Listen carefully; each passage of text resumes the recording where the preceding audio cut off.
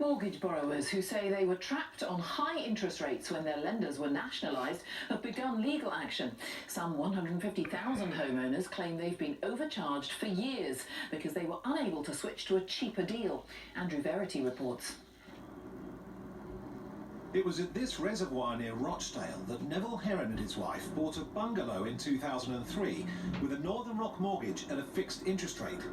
5 years later, when Northern Rock collapsed, his loan was transferred to the government company Northern Rock Asset Management, or NRAM. Soon after, his mortgage payments became much harder to manage. I was having to work 2 jobs, late at night, getting home 11 o'clock at night, travelling about and working really hard, and finding that our friends were being able to do all sorts of things that we couldn't do and couldn't understand.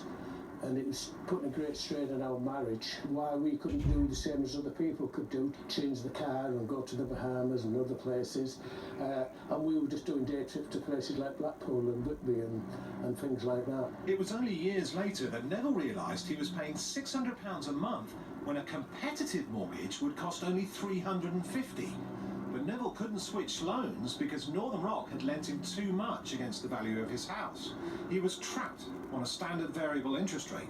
We were on something like 6 or 7%, which was a lot more than what other people were on.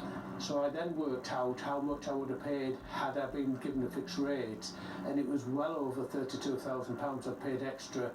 Neville's loan was among 270,000 former Northern Rock mortgages transferred from the government-owned company NRAM to private companies just over 3 years ago, part of the biggest privatisation in British history.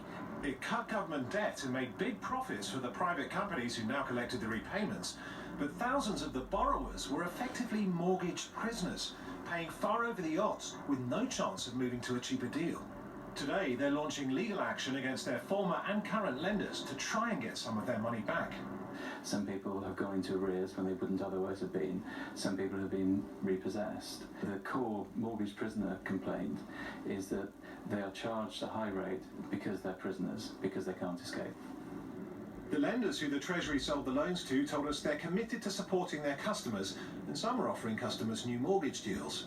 But some of the mortgage prisoners are now going into the Christmas season with the prospect of repossession hanging over them. Andy Verity, BBC News.